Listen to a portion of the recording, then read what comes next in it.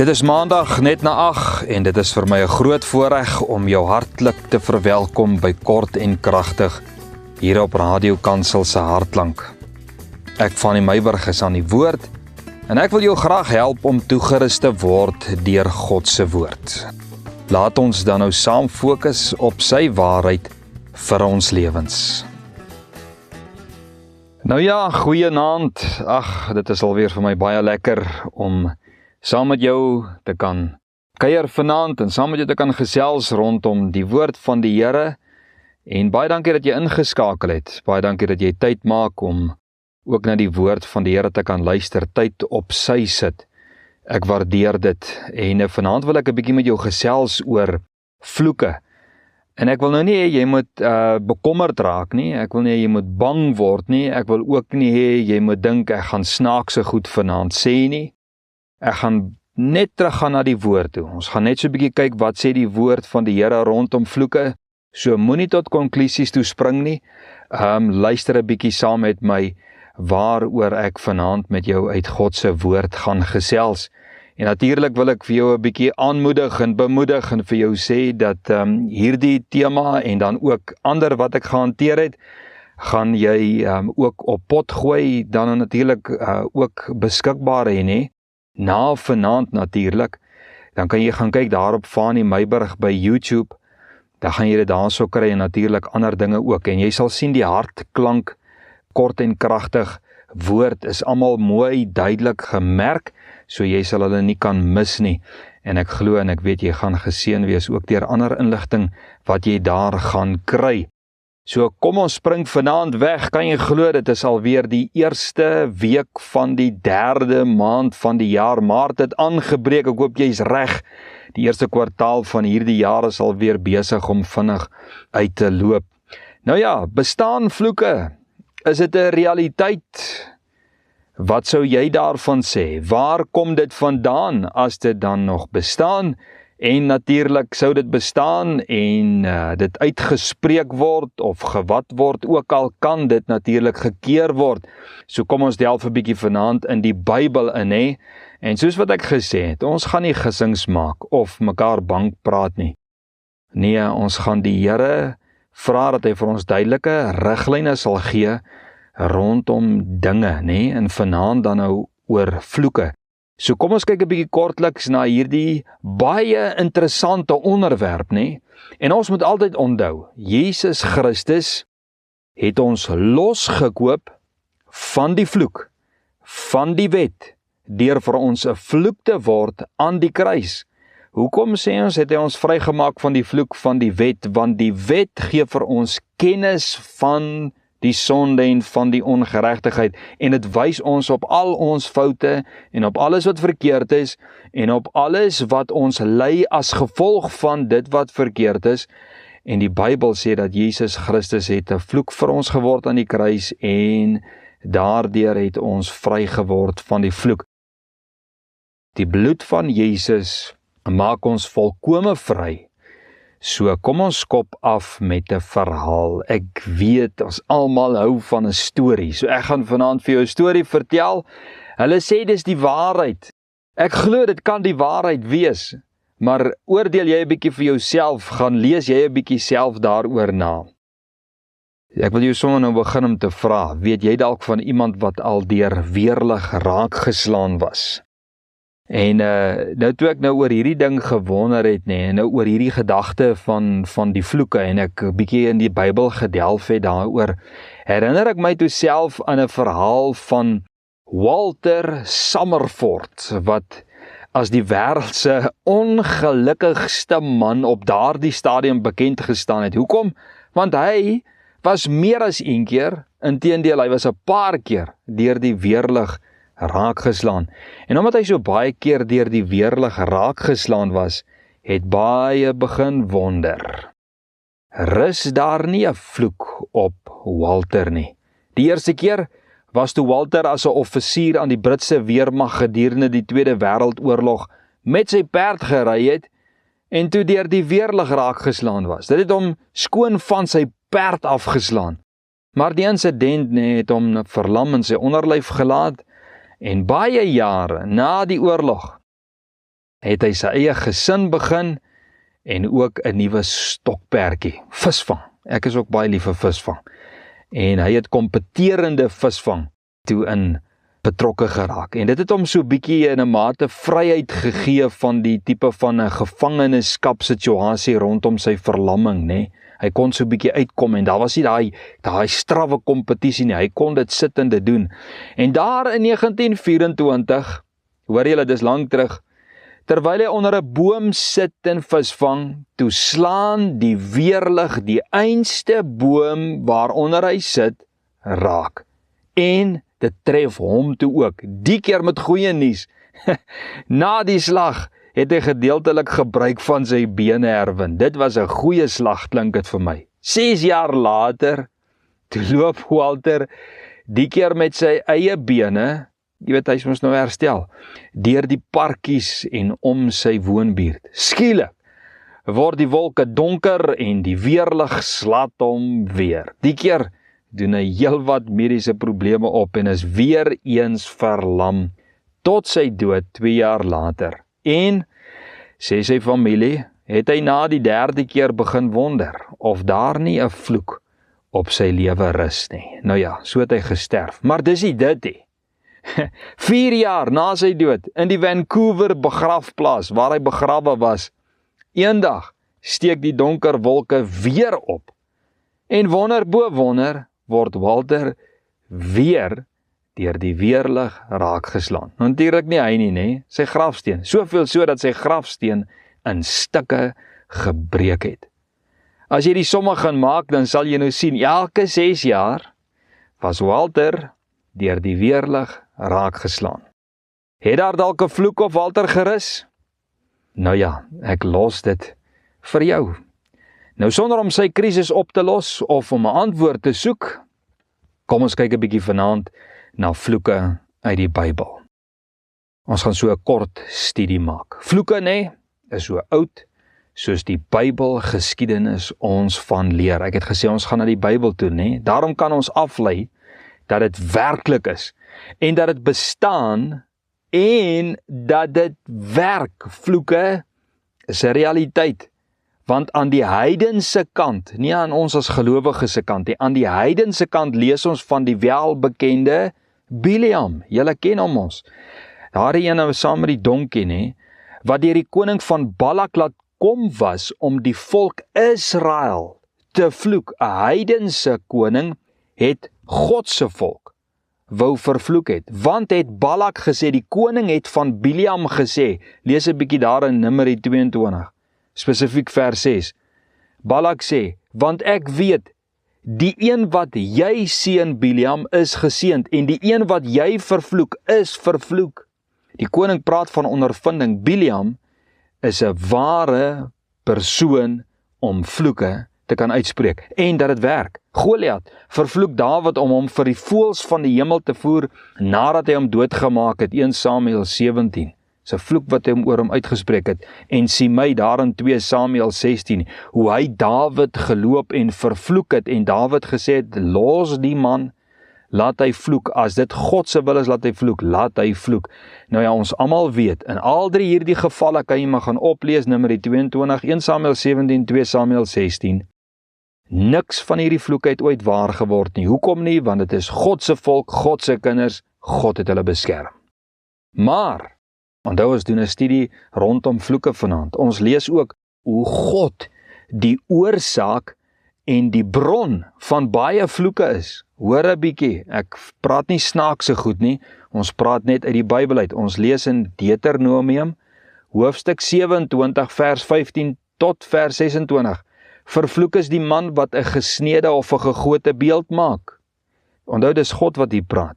Vervloek is hy wat sy vader of sy moeder verag. Vervloek is hy wat sy naaste se grenslyn verlê. Vervloek is hy wat 'n blinde op die dwaalweg lei. Vervloek is hy wat die reg van vreemdeling, wees en weduwee verdraai. Vervloek is hy wat met die vrou van sy vader gemeenskap het. Vervloek is hy wat met enige dier gemeenskap het. Vervloek is hy wat met sy suster, die dogter van sy vader of die dogter van sy moeder gemeenskap het. Vervloek is hy wat met sy skoonmoeder gemeenskap het.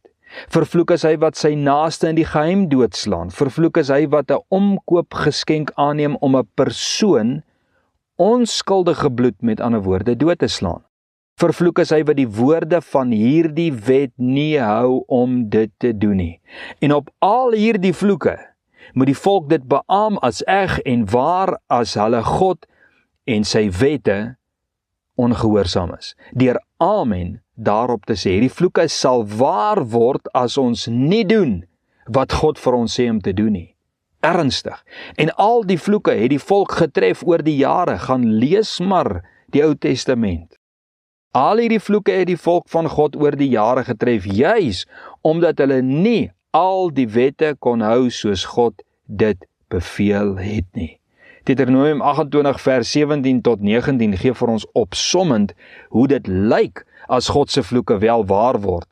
Die vloek sal jou tref, kyk daarso in hoofstuk 28 vers 16, die vloek sal jou tref in die stad, in die veld, maak nie saak of jy in die stad is of in die veld is, die vloek sal jou oorkom.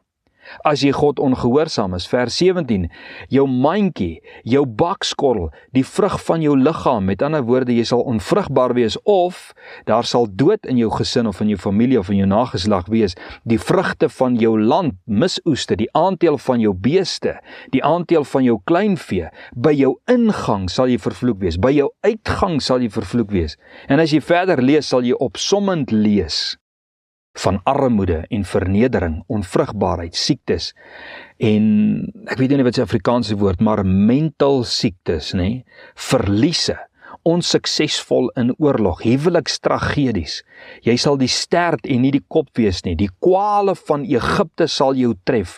Jy sal onder wees en nie bo nie. Hierdie is alles vloeke oor die wat God se woord nie gehoorsaam nie, die wette nie gehoorsaam nie. En as ons verder kyk, dan sal jy sien hoe die profete, soos Jeremia, daar in Jeremia 17 sê, vervloek is die mens wat steun op die arm van die vlees, terwyl sy hart van God afwyk. As jou hart van God afwyk, dan rus daar 'n vloek op jou. Maleagi daar in die 3de hoofstuk, 'n vloek oor die wat steel van God. Dawid, selfs in die psalms, gaan kyk 'n bietjie daar, hoeveel keer het hy vloeke uitgespreek oor mense. Paulus sê in Galasiërs 1, vervloek is die wat 'n valse evangelie verkondig. 1 Korintiërs 16 vers 22, as iemand die Here Jesus Christus nie liefhet nie, laat hom 'n vervloeking wees. Maranatha. Jesus, daar in Lukas 10, teenoor Chorazin en Betsaida, Lukas 11 oor die Jode se ongeloof, Lukas 17 met die koms van die seun van die mens, en Lukas 22 teenoor Judas, wee die man wat my verraai. Dis 'n vloek wat oor Judas gespreek was, oor Chorazin, Betsaida, oor die Jode. En elke vloek wat ons van God lees in die Bybel, is niks anders as God se straf op sonde nie. Want Paulus sê ook oor God daar in Romeine 12, daar is geskrywe, my kom die wraak toe. Wraak is die vloek op sonde. En die rede vir elke vloek wat Deuteronomium en baie profete van spreek, is die direkte resultaat van God se uitspraak in Deuteronomium 28 vers 15. Maar as jy nie luister na die stem van die Here jou God, om sorgvuldig te hou al sy gebooie en sy insettinge wat ek jou vandag beveel nie, dan sal al hierdie vloeke oor jou kom en jou inhaal. Jy sal nie voor dit kan uithardloop nie. Galasiërs 3 vers 10, want almal wat uit die werke van die wet is onder die vloek. Want daar is geskrywe, vervloek is elkeen wat nie bly in alles wat geskryf is in die wet, in die boek van die wet, om dit te doen nie, en dat niemand deur die wet by God geregverdig word nie, is duidelik, want niemand kon die wet volhou nie. God se volk, al was hulle soms nie so ongehoorsaam, het God se volk nooit gelei onder die vloeke van heidense nasies nie. God alleen het gedeel met sy volk.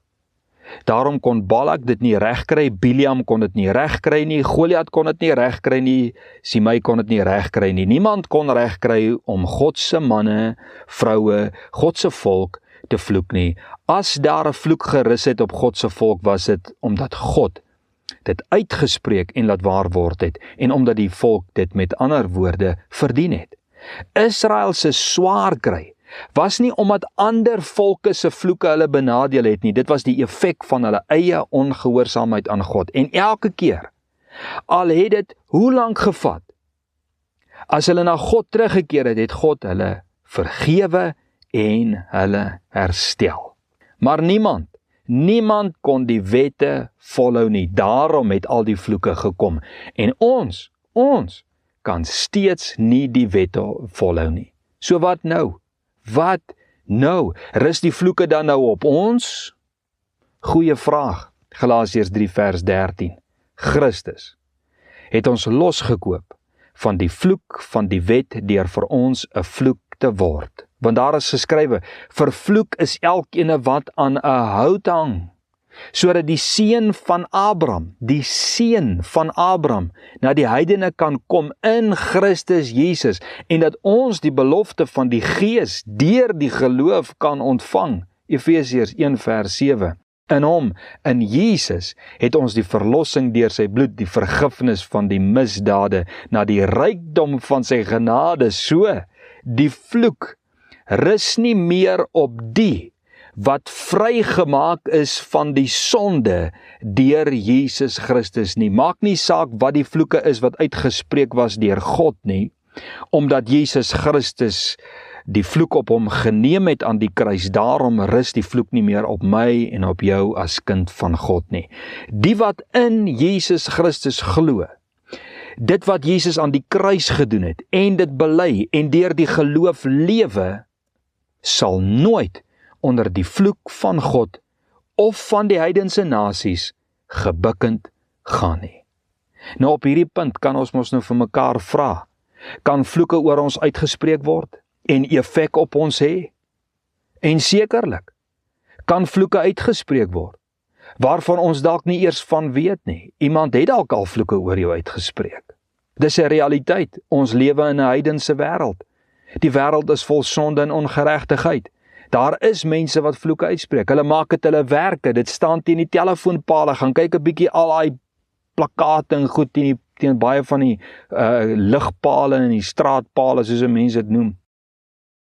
Daarso kan jy iemand gaan sien om vloeke uit te spreek oor ander mense of om vloeke te kanselleer. Die goed bestaan.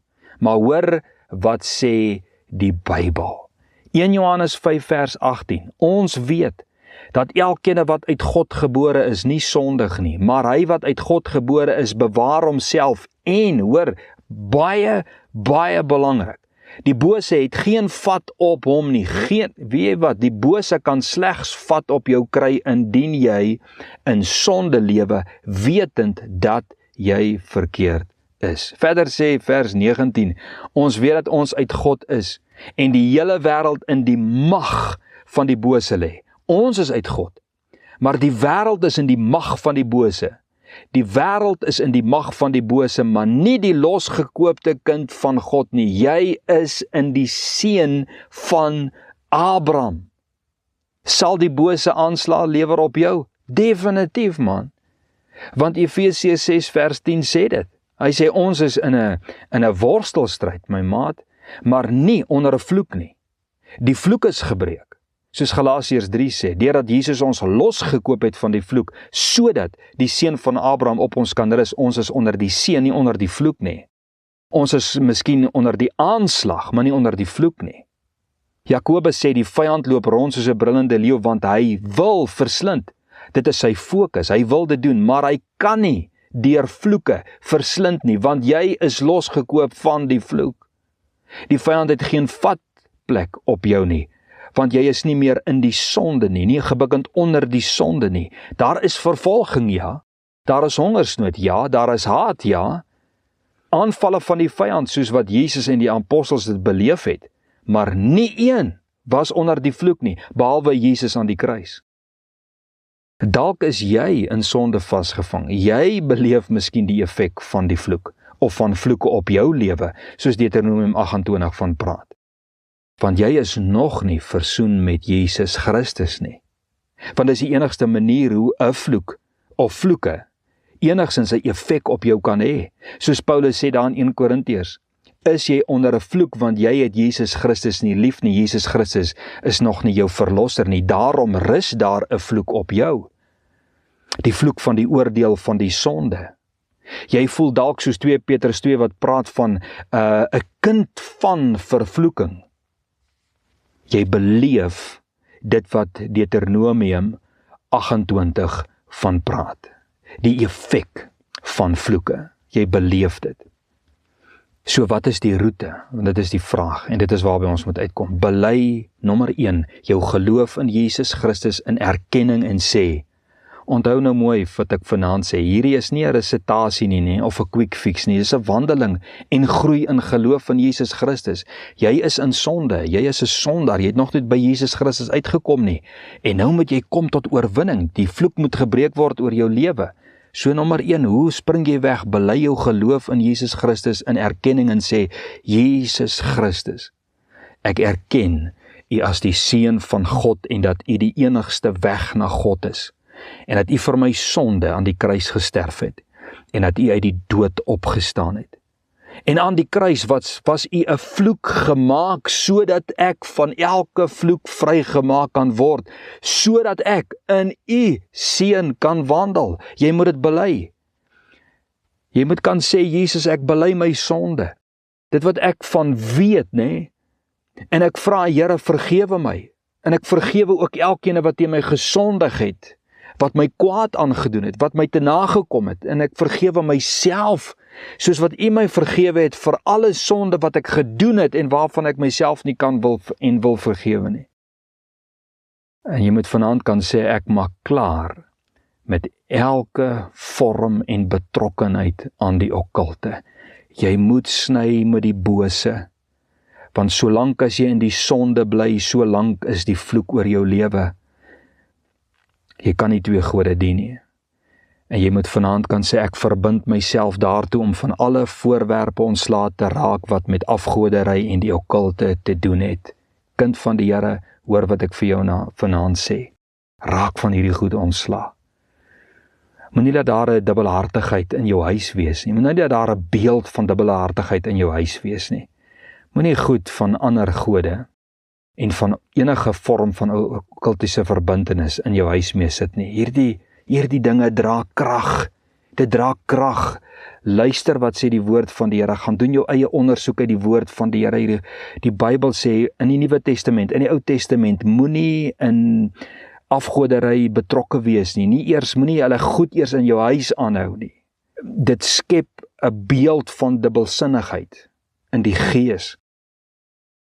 En vanaand wat jy kan sê, ek verklaar, en my belydenis is, jy moet dit kan sê, dit is my verklaring en dit is my belydenis, dat deur die offer van Jesus aan die kruis, jy moet dit vanaand kan sê, nadat jy na die Here toe gekom het met alles en jou sonde bely het en jy Jesus Christus bely het as jou verlosser en saligmaker, moet jy vanaand tot hierdie verklaring kan kom en tot hierdie belydenis om te kan sê, deur die offer van Jesus aan die kruis, het ek onder hierdie vloek uitbeweeg en ek het inbeweeg in die seun van Abraham en waarvan Galasiërs van praat.